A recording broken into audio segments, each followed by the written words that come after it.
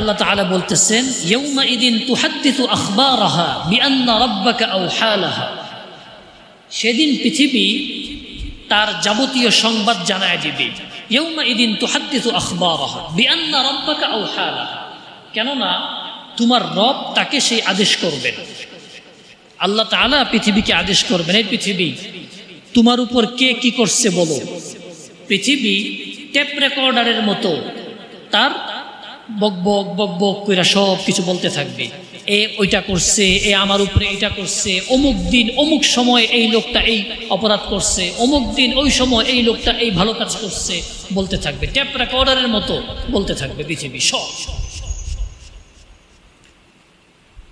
জামে তিরমিজির 2429 নম্বর হাদিস, আল্লাহ রাসূল সাল্লাল্লাহু আলাইহি ওয়াসাল্লাম একদিন এই আয়াতটা তেলাওয়াত করছেন, ইয়াউমাইদিন তুহাদ্দিসু আখবারাহা, পৃথিবী তার সকল সংবাদ জানায় দিবে।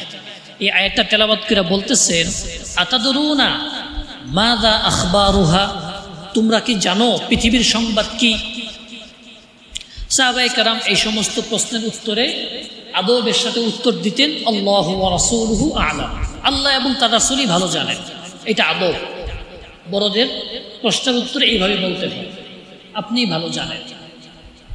তখন আল্লাহ রাসূল বলতেছেন, ফাইন্না আখবারাহা আন তাশহাদা আলা আবদিন আও আমাতিন বিমা আমিলা আলা যাহরিহা ওয়া তাকুল আমিলা কাযা ওয়া কাযা ইয়াউমা কাযা ওয়া কাযা।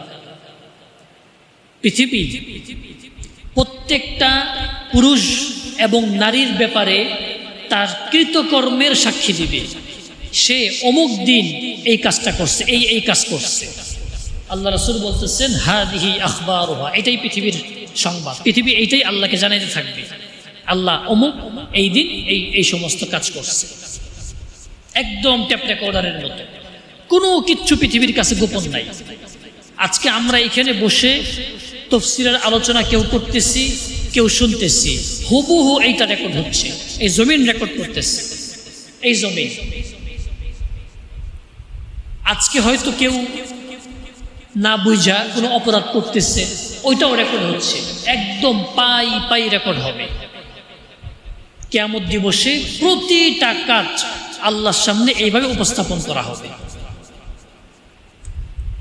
আমরা হয়তো কেউ পৃথিবীতে মানুষের চোখে খুব ভালো ছিলাম, কিন্তু গোপনে অনেক দুষ্টামি করে বেড়াইছি। কত মানুষই তো আমরা এরকম করি না ভাই?